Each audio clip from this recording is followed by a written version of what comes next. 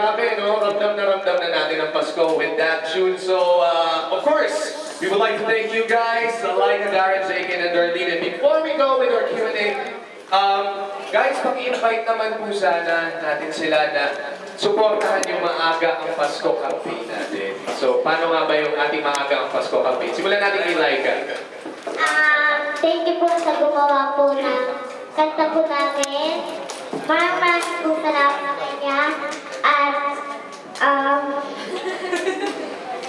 na supportan nyo rin po sa Jollibee. At sana po rin po kayo kumain ng Chicken Joy. Sarap po yan. Ayan, sana po supportan niyo po ang Maagang Pasko. Share your toys, yung mga hindi nyo na po ginagamit, kaya gusto nyo po. Mga bagong laruan naman po for the children in need, for charity po yan. Sana po supportan po natin ang Maagang Pasko. Salamat po.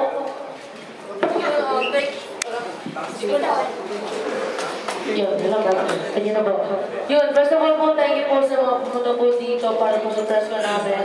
Supportan po natin ang Maagang Pasko campaign para po matulungan natin yung mga bata na nangangailangan po ng para ma-enjoy naman po nila yung Pasko nila. Sa mga bata, di po kayang makabili ng gifts, tapos mga toys, yung regalo para sa Pasko.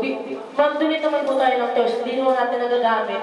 Yung bata pa po kayo, yung toys niyo po, hindi niyo po ginagamit ng ngayon for sure. Yun, i-donate po natin para maging masaya naman po mga bata sa ngayong Pasko. Ito mga anak niyo po. Thank you po sa inyong lahat, sa mga pumunta po dito, sa mga producer ko. Nagpapasalamat din po ko. Sana po mag-donate po kayo sa mga gift. Alam ko po, kaya po kahit mga bata po, tinuturo po nila laruan. Pero po minsan po, umiyak sila kasi po, di po nabibili ang magulang nila. Yung mga bata naman po, kaya po di po sila nabibili. Kasi po yung mga magulang po nila, understood naman po natin, mahirap sila. Kaya po, mag-donate po tayo. Yan na. Mag-donate po. Thank you po. Thank you po. Okay. Grabe, okay ha. So sana supportahan natin yung campaign na yan. Visit any Jollibee store or jollibee.com.ph to donate your toys and books right now. Okay kids, pwede na kayo maupo. Ayan. Amazing. Okay, so here we go with our question and answer.